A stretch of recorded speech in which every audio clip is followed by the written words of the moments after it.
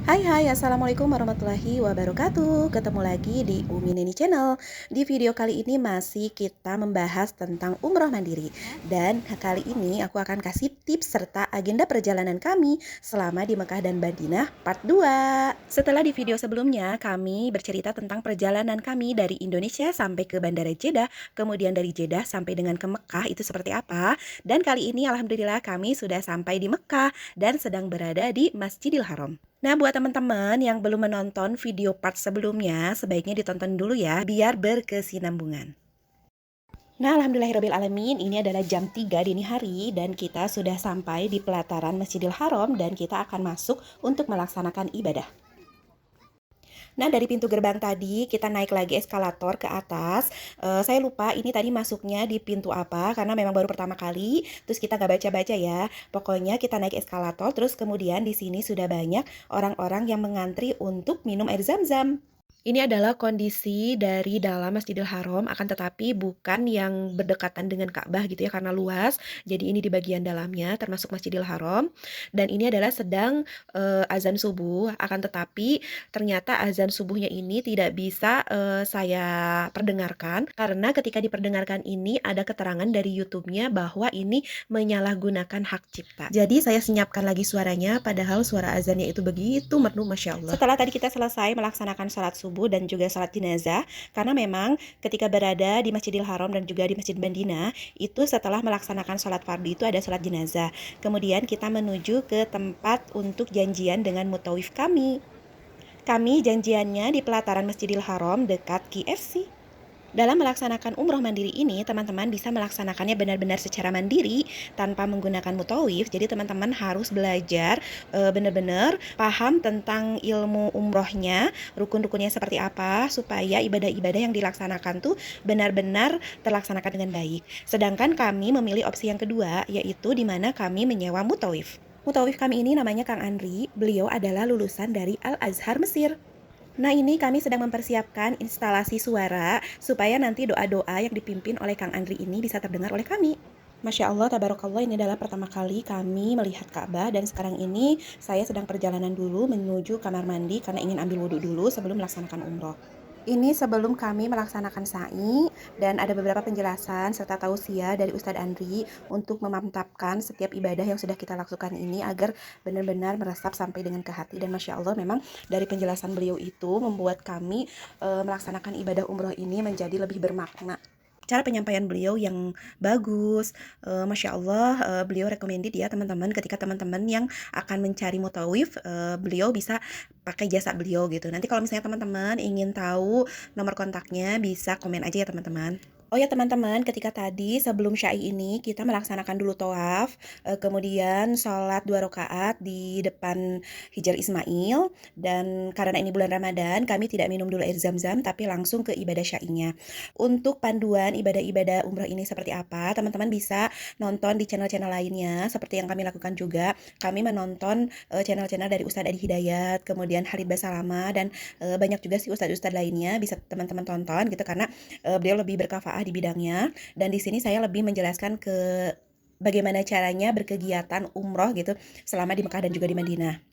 Terus kemudian ketika ibadah kami tawaf mengelilingi Ka'bah tadi sebelum syai ini, mohon maaf tidak kami video karena supaya menjaga kehusyuan kami gitu ya, nggak apa sih namanya, nggak berebut perhatian antara kita melaksanakan ibadah dengan ambil video, karena memang kami ingin mengoptimalkan dengan sangat dan sungguh-sungguh gitu ketika kami mengelilingi Ka'bah tersebut dengan doa-doa yang kami panjatkan. Jadi sebenarnya intinya ketika kita berada di depan Ka'bah itu rasanya itu Masya Allah tidak bisa dilukiskan oleh kata-kata. Jadi mudah-mudahan teman-teman yang sedang merencanakan umroh ataupun haji bisa segera ya. Oke teman-teman, kita kembali lagi ke isi videonya. Setelah tadi mutawif kami menjelaskan tentang syai ini seperti apa dan rukun-rukunnya seperti apa, kemudian kita lanjut saja untuk melaksanakan ibadah syai ini. Nah, ini beberapa potongan dari kondisi syai pada saat bulan Ramadan ketika awal kami melaksanakan ibadah syai ini. Dan di sini qadarullah ternyata Pak Su memang ketika kita pergi dari Indonesia itu dalam kondisi kurang sehat. Jadi di sini beliau beristirahat dulu di pinggir sebelum melaksanakan kembali ibadah syainya. Karena beliau sedang tidak sehat, akhirnya di tengah-tengah ibadah syai, beliau memutuskan untuk berbuka dengan air zam-zam. Jadi sebenarnya teman-teman ketika melaksanakan ibadah umroh ini, sebenarnya teman-teman nggak apa-apa, nggak saum juga ya, karena memang sedang melaksanakan perjalanan dari Indonesia menuju Mekah ini kan luar biasa ya perjalanannya. Jadi nggak apa-apa, nggak saum juga, cuman kami sebenarnya berusaha untuk saum gitu, khususnya saya sih karena kalau perempuan tuh sebenarnya agak males aja sih ya dalam nanti gantinya gitu di hari lainnya. Alhamdulillah kalau saya kuat sih melaksanakan ibadah saum ini selama di Mekah dan Madinah ini, tapi qadarullah ini di hari ini suami itu memutuskan untuk berbuka karena memang sudah pucat banget gitu dan akhirnya berbuka di tengah-tengah melaksanakan ibadah syai. Nah ini teman-teman kondisi ketika kita melaksanakan ibadah syai ini di putaran terakhir sekitar jam 9-an kayaknya kalau nggak salah, itu situasinya udah padat banget Masya Allah, karena makin siang itu makin padat. Alhamdulillahnya tadi ketika kita melaksanakan tawaf itu di 4 putaran awal itu masih nggak rame gitu, tapi memang agak kesini itu udah rame, udah padat. Dan sekarang ini ketika kita melaksanakan ibadah syai ini pun di awal putaran itu Alhamdulillah nggak terlalu padat, tapi makin kesini makin siang itu makin padat teman-teman. Dan ini tuh sampai kalau dibilang jalan tuh nggak bisa cepet gitu. Dan buat teman-teman yang akan melaksanakan ibadah umroh di bulan Ramadan itu memang menurut pengalaman kami itu sebaiknya memang pada subuh itu langsung aja gitu, karena makin siang itu makin padat. Ini alhamdulillah tadi kita sudah melaksanakan semua kegiatan umroh itu sampai dengan selesai, dan ini kita sudah keluar dari Masjidil Haramnya, dan ini suami sedang tahallul. Dan untuk umroh pertama kami ini kami memutuskan untuk potong rambutnya sebagian saja karena memang nanti ada niat untuk tahallul sampai dengan botak itu di umroh kedua kami di hari ketiga. Nah ini adalah bagian dari Masjidil Haram terlihat dari luar tempat kita melaksanakan ibadah syai. Setelah tadi selesai kita melaksanakan ibadah umroh, mutawif kami kemudian mengajak untuk berkeliling di sekitaran Masjidil Haram.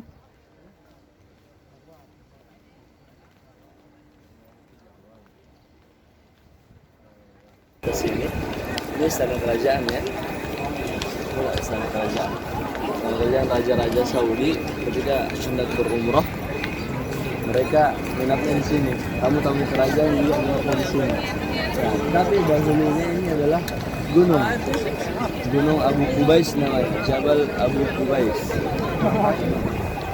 Dan itu ya, ini masih ada bekas gunung. Nah, Jabal Abu Qubais ini banyak juga ini ya dalam sejarah. Salah satunya dikatakan dalam hadis awwalu jabalin wudi'a 'alal ardi. Gunung yang pertama ada di muka bumi itu Jabal Abu Qubais. Walaupun hadisnya lemah, tapi itu salah satunya. Kemudian juga Jabal Abu Qubais, di atas Jabal Abu Qubais pertama kali diserukan ibadah haji pertama kali. Jadi ibadah haji itu pertama kali diserukan di syariatnya Nabi Ibrahim. Pertama kali diserukan ibadah haji. Beliau naik ke Jabal Abu Qubais menyerukan ibadah haji. Kemudian Hajar Aswad juga ditemukan pertama kali di atas Jabal Abu Qubais. Pernah juga Hajar Aswad hilang ketika banjir Nabi Nuh dan Ka'bah, jadi tinggal fondasi saja. Ketika itu Hajar Aswad hilang, ditemukan kembali di atas Jabal Abu Qubais. Kemudian Jabal Abu Qubais juga ketika pernah Rasulullah SAW ditantang oleh kaum musyrikin untuk memberikan suatu mukjizat, beliau naik ke atas Jabal Abu Qubais, kemudian membelah bulan dengan tangannya. Itu salah satu mukjizatnya Rasulullah, membelah bulan. Dan saksi di sini adalah Jabal Abu Qubais. Nah ini sekarang ini kita sedang berada di pinggir Tower Zam-Zam yang di dalamnya itu berisi mall dan juga hotel yang letaknya itu tepat di depan sekali pintu utama Masjidil Haram, yaitu pintu utama King Abdul Aziz. Nah pintu itu adalah pintu King Abdul Aziz, dan ini adalah kondisi di pelataran Masjidil Haram sangat ramai. Dan sekarang ini Pasku sedang mengantri untuk ambil uang di ATM. ATM ini menjadi tempat rekomendasi teman-teman kalau misalnya kehabisan uang cash, bisa ambil di ATM ini yang letaknya tepat di pinggir Tower Zam-Zam dan berdekatan dengan pintu utama King Abdul Aziz. Dan ini Masya Allah di sini tuh banyak sekali burung-burung berterbangan. Kemudian di sini tuh banyak juga kipas-kipas blower seperti ini ya. Jadi memang kebetulan kebetulan suasananya juga lagi banyak angin juga.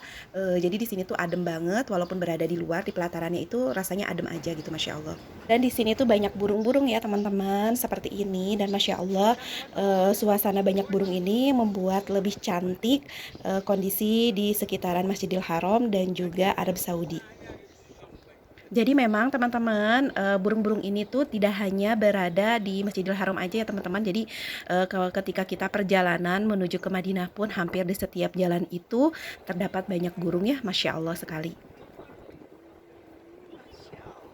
Dan ini adalah kondisi gedung-gedung tinggi yang berada di sekitaran Masjidil Haram. Dan ini adalah Masjidil Haramnya. Masya Allah, begitu indah banget ya Allah. Pasti ini menjadi tempat yang sangat dirindukan untuk semua kaum muslim. Dan pastinya juga buat saya dan teman-teman yang udah menginjakan kaki di sini tuh pasti pengen balik lagi ke sini. Masya Allah, tabarakallah.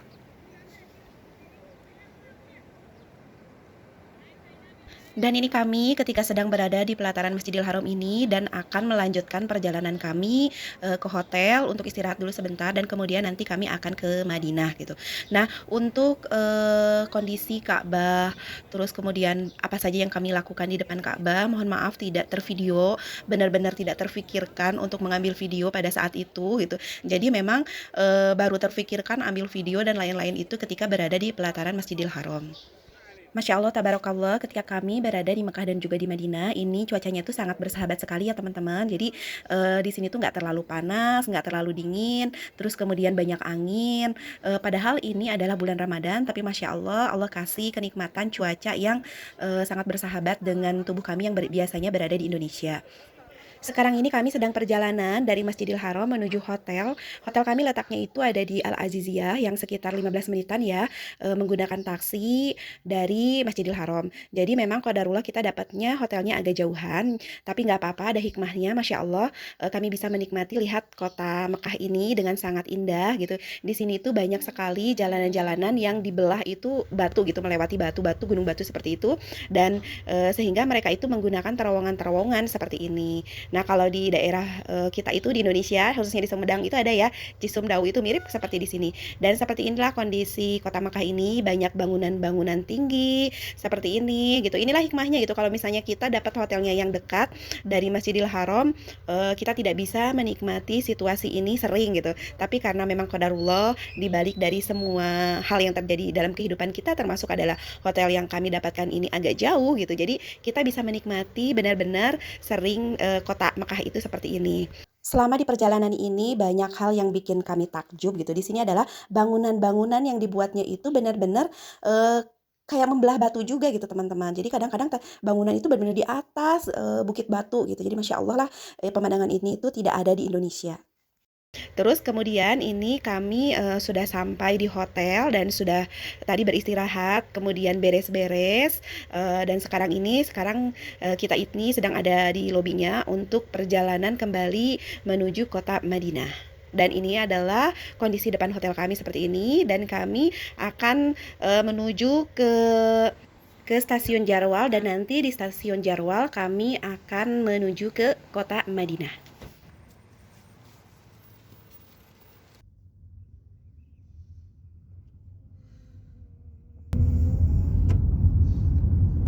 Ini kita sudah sampai stasiun dan rencananya dari sini menuju ke Madinah itu kita akan naik bus Sabco, tapi qadarullah ternyata bis tersebut itu sekarang sudah tidak beroperasi dan akhirnya kita telepon Mutawif kira-kira kendaraan yang bisa kita gunakan dari Mekah menuju Madinah itu apa, dan ternyata di sini tuh disarankan bisa naik mobil omprengan gitu. Mobil omprengan tuh kayak mobil pribadi gitu, tapi dipakai untuk berkendaraan dari Mekah dan juga di Madinah.